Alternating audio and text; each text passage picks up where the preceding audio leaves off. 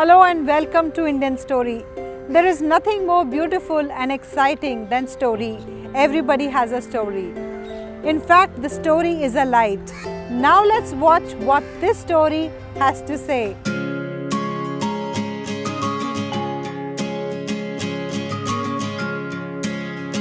ईमानदारी से मेहनत करोगे तो रफ्ता रफ्ता ज़िंदगी और ईश्वर तुम्हें तुम्हारे मुकाम तक ज़रूर पहुंचाएगा। बहुत ज़्यादा भाग दौड़ करके अपना और अपने अपनों का वक्त ख़राब करने का कोई फ़ायदा नहीं होता।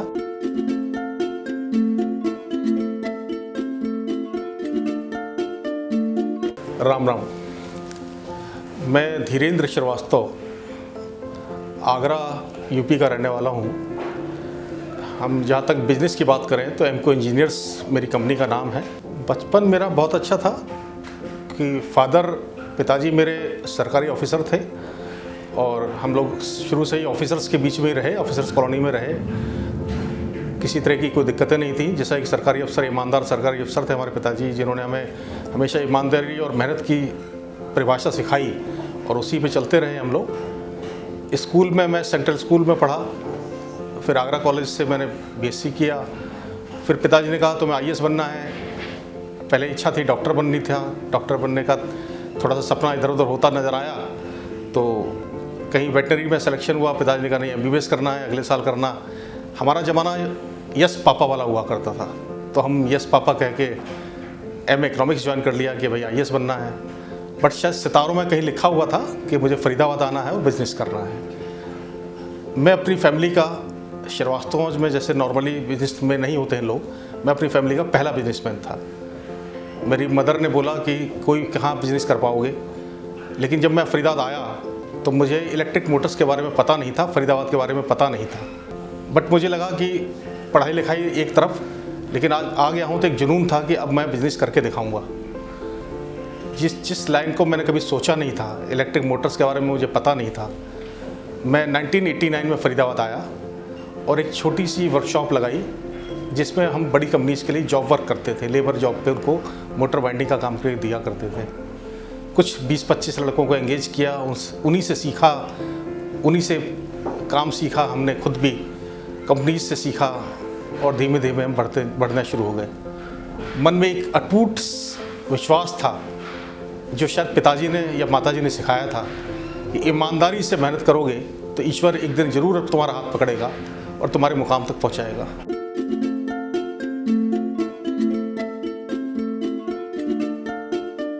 पिताजी का नाम था श्री अनिल कुमार श्रीवास्तव, माताजी मधु श्रीवास्तव। दोनों ही ने एक लाइन में बताऊं तो उन्होंने खाली ये बोला कि बेटा तुझ पे विश्वास है, जो तू करेगा सब अच्छा करेगा, बस इसी विश्वास को कायम रखना और मेहनत करते जाना। मैं कहता हूँ यही एक मेरा मूल मंत्र था। और पिताजी की मैं सरकारी नौकरी ईमानदारी से करते हुए उनको देखता था तो उनका जो रुतबा देखता था उसमें लगता था ईमानदारी में ताकत है।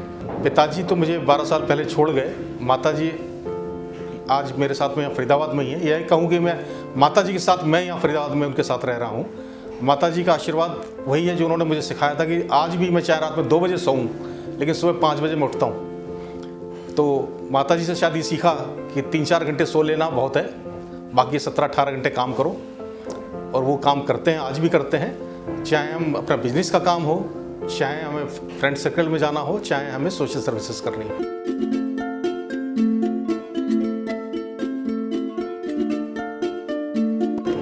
मैं घर में बड़ा हूँ, 2 छोटे भाई हैं। एक शैलेंद्र श्रीवास्तव देहरादून में है, वो भी अपना वहाँ पे लाल पैथ लैब चला रहे हैं। और सबसे छोटा brother Brijendra Srivastava insurance sector में है, वो आज पीएनबी मेटलाइफ में जोनल हेड है।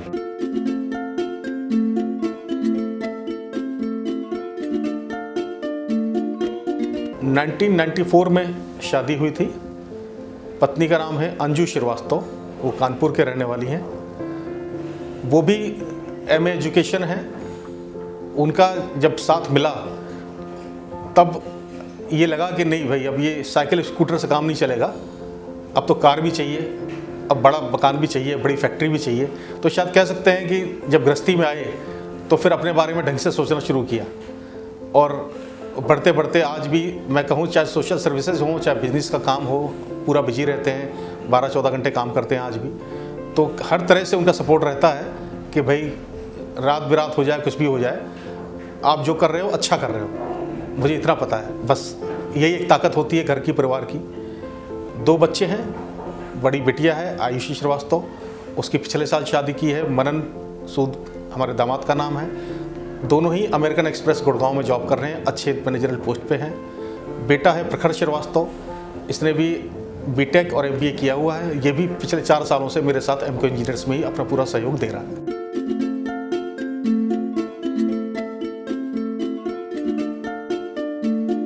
नाइनटीन 89 में पिताजी के पास आगरा में ही कोई सज्जन मिलने आए और उन्होंने बस सिंपल पूछा कि भैया क्या कर रहे हैं। उन्होंने कहा कि भाई तैयारी कर रहे हैं, कंपटीशन दे रहे हैं। कि साहब आप भी सरकारी अफसर हो, पिता ये भी सरकारी अफसर बन जाएंगे, पैसे आप भी नहीं कमाए, ये भी नहीं कमाएंगे।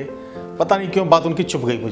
मुझे लगा कि ऐसा क्यों बोल रहे हैं। मैंने कहा सर मैं आपके संग फरीदाबाद चलता हूँ। फरीदाबाद में एक छोटा सा मैं कॉन्ट्रैक्ट मिल रहा था उस टाइम, उनको मिल रहा था जो उन्होंने मेरे दम पे शुरू करना चाहा था।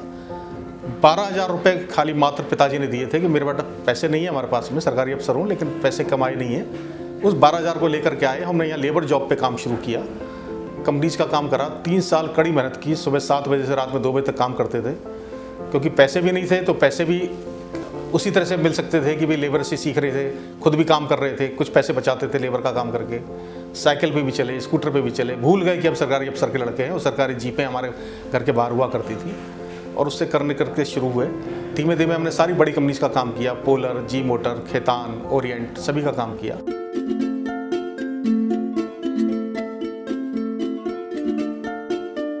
पाँच 7 साल तक जॉब वर्क करने के बाद विचार आया कि भाई बहुत सेवा कर ली कंपनीज की, अब अपना ब्रांड शुरू करना चाहिए।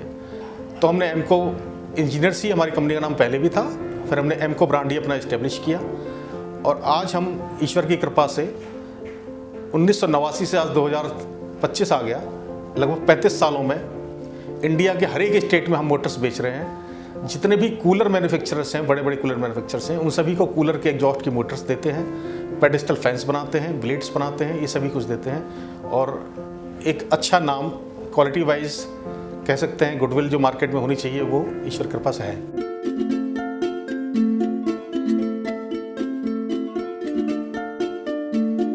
बच्चों को बोलूँगा तो मैं खुद बोलूँ तो अच्छा नहीं लगता मुझे। मेरे दोस्त या मेरे जो भी साथ के लोग हैं वो ये बोलते हैं कि बच्चों में आपकी पूरी छाप नज़र आती है। बच्चे आज भी आपकी तरह से मेहनत करते हुए नज़र आते हैं। वही उनके अंदर लगता है कि मृदुल भाषी होना चाहिए, तो मृदुभाषी हैं। बच्चे को मैंने बोला कि भाई 4 साल पहले जब वो आया तो मैंने उसको पहले बात ही बोली कि आपने पढ़ाई लिखाई कर ली, हम मोटर्स बना रहे हैं, आप मोटर्स बनाना कॉलेज में नहीं सीख के आए हो। जैसे मैंने वर्कर से बनाना सीखा था वैसे आप भी वर्कर से बनाना सीखो। जितने भी पुराने वर्कर्स हैं आप सबको भैया करके बात करोगे, आप किसी का नाम लेके बात नहीं करोगे। आज भी मैं गर्व से कहता हूँ कि बच्चे को मेरे वर्कर्स या मेरा स्टाफ वही इज्जत देते हैं जो मुझे देते हैं।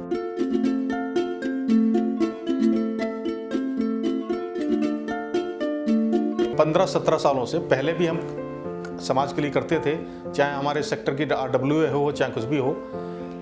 15 साल से करीब हमने रोटरी से हम जुड़े। रोटरी में पहले भी प्रेसिडेंट रहे, प्रेसिडेंट गवर्नर भी रहे। फरीदाबाद पलवल के में लगभग 45 क्लब हैं, सभी के साथ में पूरा सहयोग से काम किया। दिल्ली NCR में लगभग 140 क्लब से उनके संग में काम किया। तमाम डिफरेंट डायलिसिस सेंटर्स लगाना, ब्लड डोनेशन कैंप्स लगाना, आई कैंप्स लगाना, कैटरेक्ट का ऑपरेशंस कराना, इस तरह के तमाम सामाजिक कार्य जो हम कर सकते हैं बखूबी करते हैं। वृद्धाश्रम को या वृक्षारोपण को, ये तो एक छोटी छोटी एक्टिविटीज़ हैं। उसके अलावा और भी जितने भी बड़े बड़े काम हम कर सकते हैं ज़रूर करते हैं, चाहे उसमें पैसे हमारे लगें चाहे हमें किसी से मांग के लेना पड़े। लेकिन कोशिश ये करते हैं कि हर चेहरे की मुस्कान बन जाए, हर वाणी को मिठास प्रदान करें और समाज को एक ऐसा रूप दें कि जहाँ पे खाली एक पॉजिटिव एनर्जी का आभास हो। कोई हमसे मिले या हमारी कंपनी से मिले या हमारे सोशल सर्कल से मिले तो सबको एक पॉजिटिव विचार आए।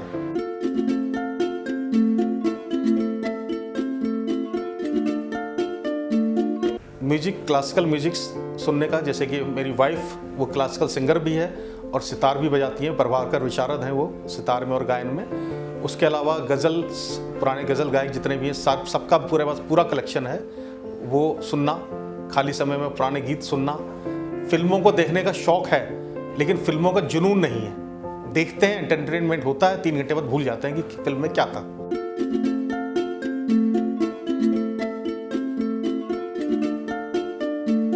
कई देश घूमा हूँ, अपना दुबई, सिंगापुर, थाईलैंड, भारत भी ऑलमोस्ट सारे ही घुमा हुआ है। कुछ चीज़ें हैं जो समय अभाव से रह जाती हैं, जैसे केरला जाने का बहुत मन है, लेकिन लगता है वहाँ 10 दिन से कम में मज़ा नहीं आएगा, तो रह जाता है। बस इस तरह की। बाकी तो जिसको कहते हैं ना, मुल्ला की दौड़ मस्जिद तक, क्योंकि आगरा के रहने वाले हैं तो मन आज भी आगरा में लगा रहता है। हर महीने में एक बार आगरा ज़रूर जाते हैं, क्योंकि वहाँ परिचित भी हैं, दोस्त यार भी हैं। दोस्ती अगर कह सकते हैं शौक़, तो दोस्ती का बहुत शौक़ है। तमाम लोग दोस्त हैं और बड़े फ़ख्र से बोलता हूँ कि मेरे पास में मेरे अपनी ज़िंदगी में तमाम ऐसे दोस्त हैं जिनको मैं अपना अच्छा दोस्त तो मानता ही हूँ, लेकिन कई बार होता है बोलते हैं कि ये मेरा सबसे अच्छा दोस्त है, लेकिन मेरे पास तमाम ऐसे लोग हैं जो ये बोलते हैं धीरेन्द्र मेरा सबसे अच्छा दोस्त है। तमाम लोग ऐसे हैं।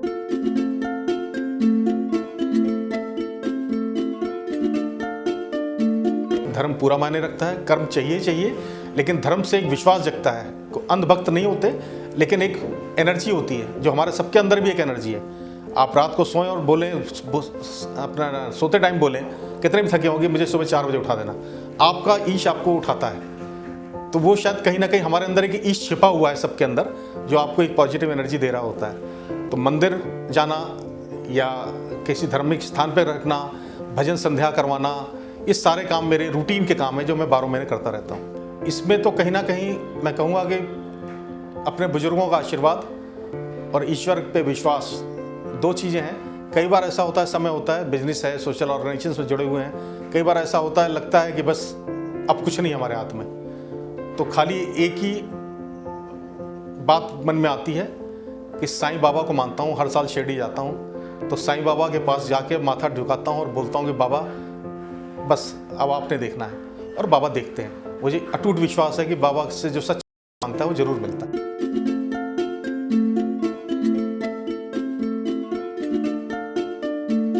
ख्वाहिशें यही कि अब मान लीजिए मैं आप 15 नवंबर 2025 को 60 साल का हो जाऊंगा, लेकिन कभी भी मैं दिमाग से 60 साल का ना हूं या 80 का ना हूं।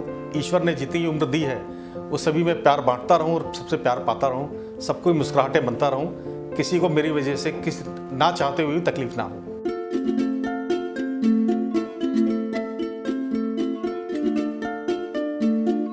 एक ही लाइन है जो मेरे पिताजी से मैंने सीखी थी कि ईमानदारी से मेहनत करोगे तो रफ्ता रफ्ता ज़िंदगी और ईश्वर तुम्हें तुम्हारे मुकाम तक ज़रूर पहुंचाएगा। बहुत ज़्यादा भाग दौड़ करके अपना और अपने अपनों का वक्त ख़राब करने का कोई फ़ायदा नहीं होता। रफ्ता रफ्ता करके ईमानदारी से मेहनत कीजिए, ईश्वर में विश्वास रखिए और समाज का भला चाहते हुए, खाली अपना नहीं समाज का भला चाहते हुए कीजिए। और ये ज़िंदगी कितने पल हैं आपके पास कोई पता नहीं है, तो सबको बिल्कुल पॉजिटिव एनर्जी से लेके चलिए, ताकि क्या पता कब कहाँ कौन आपको मिले और आपको उसको मुस्कुराहट दी हो आपने और आपको पता भी ना हो, और आप उसके लिए क्या बन जाओ कोई पता नहीं होता। तो ईश्वर ने जो आपको ताकत दी है, आपको ज़िंदगी दी है, ये ज़िंदगी कितने पलों की है कुछ पता नहीं, इनको भरपूर जिए और सबको जीने दीजिए। To love and to be loved is the greatest thing of existence, ये मेरा मूल मंत्र है। Yes, we are all unique. We come and go, but these stories are legacy forever. Do share your story with Indian Story anytime, anywhere. And don't forget to subscribe our channel